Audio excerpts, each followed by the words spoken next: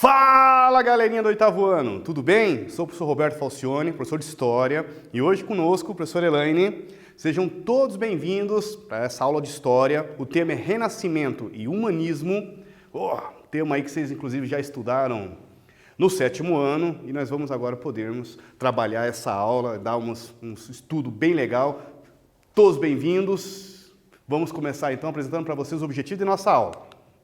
Compreender as principais características do Renascimento, identificar a relação do movimento renascentista com o desenvolvimento comercial na Itália e entender o humanismo na valorização do antropocentrismo em detrimento do teocentrismo.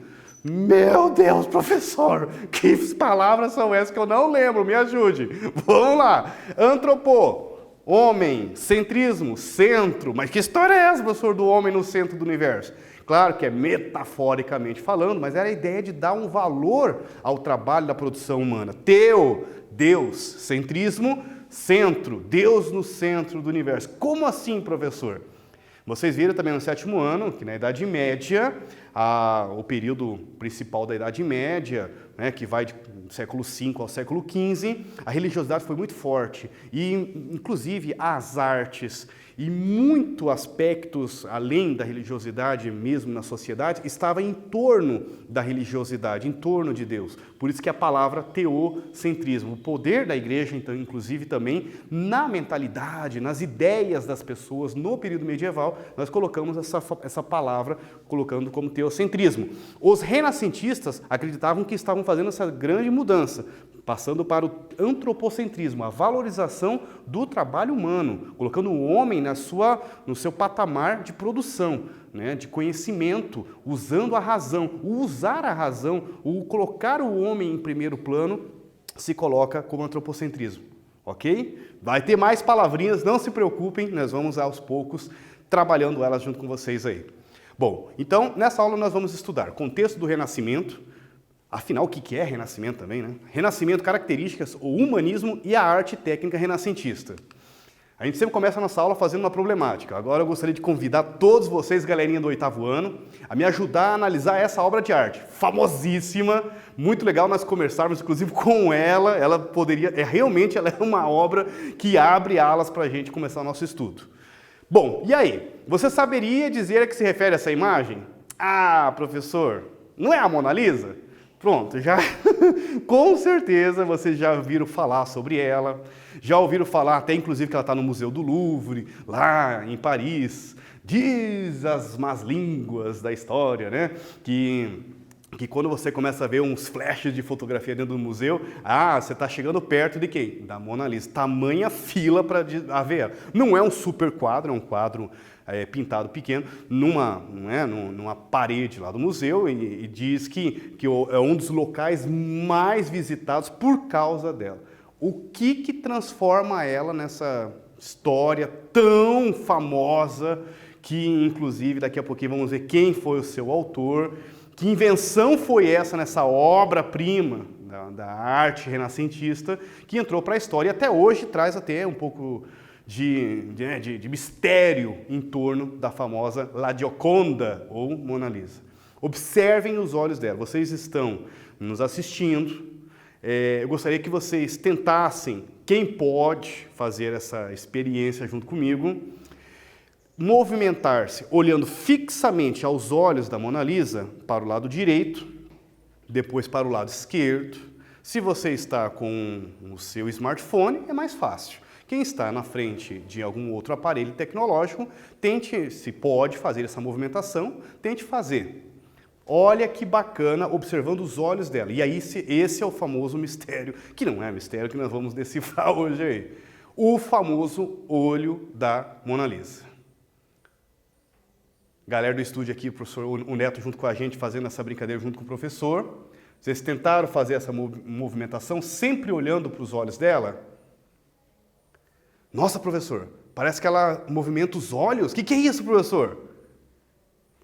Não é nada de forças ocultas, não é nada de poderes sobrenaturais, é técnica, é ciência, é química e é geometria, é matemática. Olha que bacana. Venham comigo. Agora, olha essa próxima imagem. O Que relação poderíamos estabelecer entre as duas imagens? Professor, não é a mesma obra? Sim. Ela foi produzida no mesmo período, professor? Não. Seria uma representação de que teria sido. Ah, então ali está a famosa mulher? Isso, exatamente. O pintor, e claro, está extremamente romantizado esse momento. Não acredito, talvez nem existiu cantores ali tocando, né? Músicos participando desse momento. Não tenho nada na história que fale disso. Ou seja, a primeira pintura é a Mona Lisa, como vocês viram. É a mais notável e conhecida obra de Leonardo da Vinci. Nós vamos falar muito sobre esse artista, um dos mais eminentes artistas do Renascimento italiano. Sua pintura foi iniciada em 1503 e é nesta obra que o artista melhor concebeu a técnica do esfumato. Não é ainda a técnica dos olhos, não sei se vocês conseguiram fazer essa experiência, ainda dá tempo de pausar a aula aí e tentar novamente, né? Tente movimentar o aparelho, o artefato tecnológico que vocês estão utilizando, né? Ou smart, enfim. Ou você movimentar sempre olhando fixamente nos olhos dela. O esfumato era uma outra técnica de pintura que ele inventou. Dizem os especialistas, os críticos de arte, que é praticamente imperceptível observar o traço da pintura do Leonardo da Vinci. Ele não deixa marcas com a tinta e o pincel em sua obra. Diz que é praticamente impossível. Eu tentei encontrar algumas coisas na internet que desse aquele zoom, realmente você fica olhando assim, não tem as marcas do pincel. Essa técnica chama-se esfumato, né? A galera da artes aí sabe aí que essa é uma das grandes invenções do Renascimento e se coloca aqui o Leonardo da Vinci como um dos criadores ou um dos primeiros, junto com a obra Mona Lisa, dessa invenção. Já o dos olhos é outra invenção que eu vou falar com vocês agora. A segunda pintura é uma representação do Leonardo, está aqui ele, o famoso pintor Leonardo da Vinci, ele está pintando, é uma representação, isso não aconteceu, não dessa maneira, ou não sabemos como aconteceu. Mas aqui é uma pintura de Cesare Maccari, é bem posterior, é de 1863, olha só, a pintura do Leonardo, da Gioconda, né, ou como ela é chamada, ou a Mona Lisa, é de 1503, então ela é bem posterior. E estava fazendo uma brincadeira, como que poderia ter sido esse momento auge da pintura? Galera, professor, eu vi na internet que na verdade a Mona Lisa, o rosto é o do próprio Leonardo. E, tem milhares de teorias conspiratórias sobre a Mona Lisa. Primeira coisa que nós derrubamos aí, que a técnica do olho realmente, na verdade, é matemática, é ciência, é química, é mistura de questão de tintas, que isso precisava que o Leonardo conhecesse, e é anatomia. Leonardo da Vinci, inclusive, não por acaso entra na história também por ter sido o descobridor da corrente sanguínea. Dissecou muitos corpos, no momento, inclusive, que era proibido fazer isso. Aí entra aquela palavrinha que vocês viram lá no início da nossa aula, o teocentrismo, né? A religiosidade muito forte, a proibições. Mas por que, professor, que não podia fazer estudos do corpo humano? Porque se entendia que o corpo humano era uma obra divina e o homem não teria o direito de poder estudar a ele mesmo. Por questões como essa, que foi considerado na Idade Média um período chamado teocentrismo e muito criticado por esses pintores, né? Que nós colocamos, esses pintores, esses humanistas que vocês vão ver na aula de hoje, quase que cientistas, porque eles não ficam apenas no campo das pinturas, eles ficam nas esculturas, nas invenções. Leonardo da Vinci vai ser um dos grandes nomes que nós vamos falar na aula de hoje, ok? Bom, agora vamos no nosso mistério da Mona Lisa. Nada mais era que uma técnica de pintura com base na geometria, o que mostra o conhecimento matemático de Leonardo da Vinci. Observe a imagem, os olhos da Gioconda, elas estão posicionadas numa estrutura geométrica central. Ela está posicionada, os olhos dela, para esse ponto aqui. Essa foi a técnica que o Leonardo da Vinci percebeu, que se fizesse isso e nós olhássemos para o olho, quando movimentamos, dá a sensação, os olhos não estão movimentando, mas dá a sensação de movimento dos olhos da Gioconda. Daí aquela sensação de espanto de nós, né? Quando olhamos aquele olho e dá essa sensação ou falsa sensação de que ela está, ou falso movimento dos olhos olhando para você quando você faz esse movimento, ok? Por isso dá a impressão de estar olhando o observador. A partir do século XI, vamos para o nosso contexto do Renascimento. Então, na verdade, o movimento renascentista não é uma pintura que surgiu num dia, num século específico. Ela é um processo, dando por acaso eles falam, inclusive, em 300, em 400, em 500, quase 300 anos de período que eles colocam o auge, né, um crescimento, um auge dessas pinturas e uma decadência depois, ou mudanças.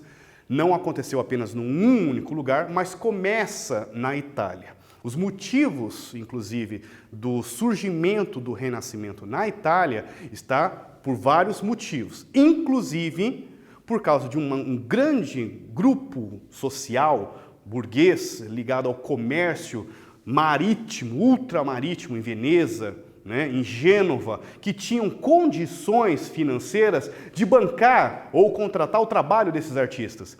Essas famílias ricas são chamadas de mecenas.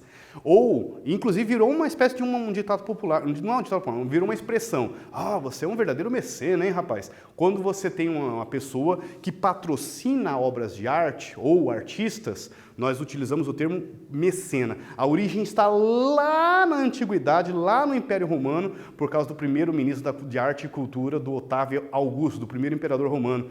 Ele que se chamava Caio Mecena. Por causa disso, pegou-se o sobrenome dele, Mecenas, e virou uma espécie de expressão quando a pessoa apoia, ajuda as artes. A palavra renascimento é muito importante vocês entenderem, inclusive o motivo da nossa aula. Renascer. Mas como assim renascer? Significa então que nasceu, exatamente, nasceu na antiguidade a ideia da valorização do corpo humano, a valorização do antropocentrismo, na ideia de dar valor ao homem, eu falo homem e mulher, né? ao ser humano nas artes, a preocupação com a ideia do culto à beleza ao corpo, lá da Grécia Antiga, depois com as famosas cópias romanas também. Só que daí chegou a Idade Média e aquela palavrinha que vocês ouviram o professor Roberto falando do teocentrismo, meio que relegou ou até foi colocado para proibições, obras de artes que valorizassem o corpo humano. Não por acaso as artes da Idade Média estavam relacionadas a passar mensagens e ter uma função utilitária para a religiosidade, mas não valorizar o corpo humano, não colocar nada voltado à ideia do antropocentrismo. Por isso, quando esses artistas retomaram estudos que valorizassem o homem, o antropô, novamente, eles falaram assim, olha, as artes nasceram lá na Grécia Antiga, lá na Roma Antiga.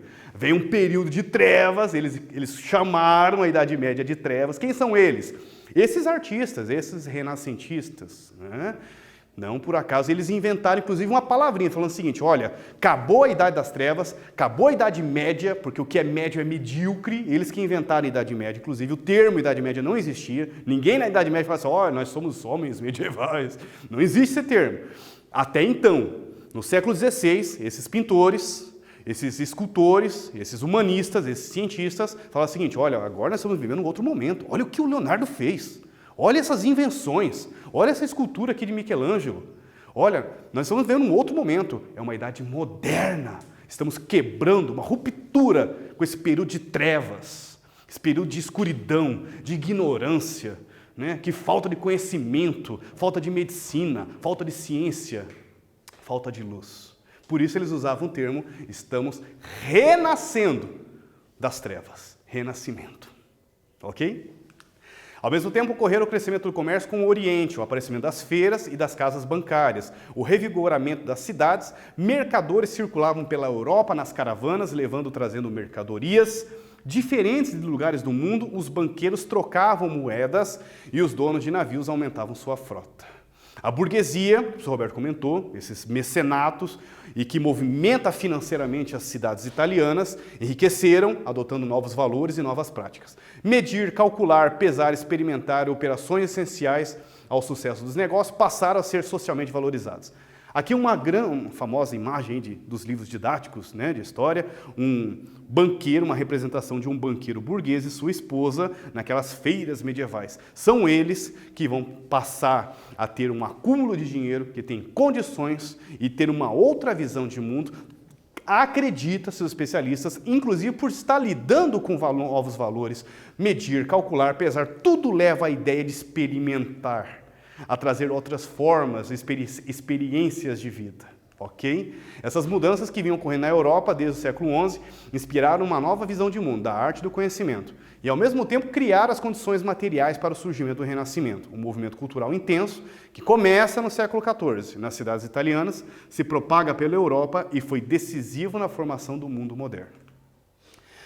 Quais as principais características do Renascimento? Então, primeiro ponto, aquele retomada, inclusive os especialistas não colocam apenas que os renascentistas eram apenas copiadores ou que eles retomaram as obras de artes greco-romanas, mas que eles também foram continuadores, que deram continuidade às obras, às características greco-romanas, mas com características peculiares da sua época, não foram apenas copiadores ou que eles retomaram os estudos lá da Grécia Antiga, né, e da Roma Antiga, mas também que teve o seu trabalho pioneiro do período.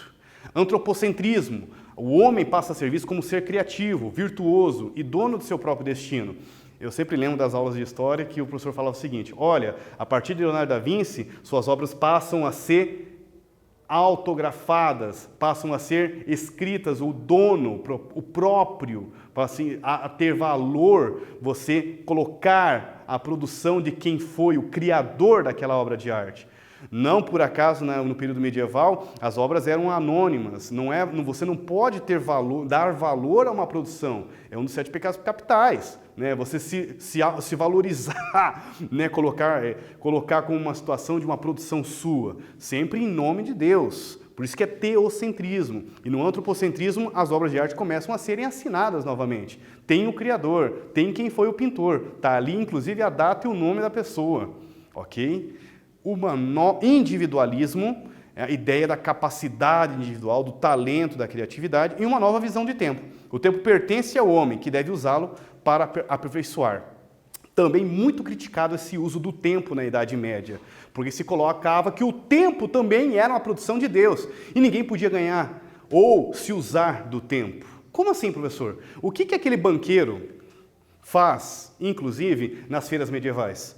Chega uma família camponesa, não tem dinheiro, olha, eu plantei, mas ainda não está no período de colheita, o que o senhor pode? Não, eu posso emprestar juros, o senhor vai me pagar, mas como assim? Olha, eu vou te emprestar um tanto de dinheiro, para você fazer a sua compra aqui na feira comercial nossa, e você vai me pagar daqui 3 meses, quando a sua colheita for feita, enfim. E daí você vai me pagar X, né, número X de juros, baseado nesses 3 meses, no tempo que você vai me pagar. Isso daí era extremamente proibido pela igreja na Idade Média, colocada como usura, inclusive, usar o tempo para ganhar dinheiro. E olhe que essas pessoas, então, eram muito criticadas. É outro assunto, mas para vocês entenderem como que o tempo passa agora a pertencer ao homem e que deve ser usado e aperfeiçoá-lo. Agora é com vocês. Quais mudanças ocorridas na Europa desde o século XI possibilitaram o Renascimento? No século XI, peguem a questão comercial, essas grandes mudanças, né? Essa transição, e o banqueiro é um exemplo dessas mudanças trazidas com as feiras comerciais, ok? Daqui a pouquinho nós voltamos, corrigimos junto.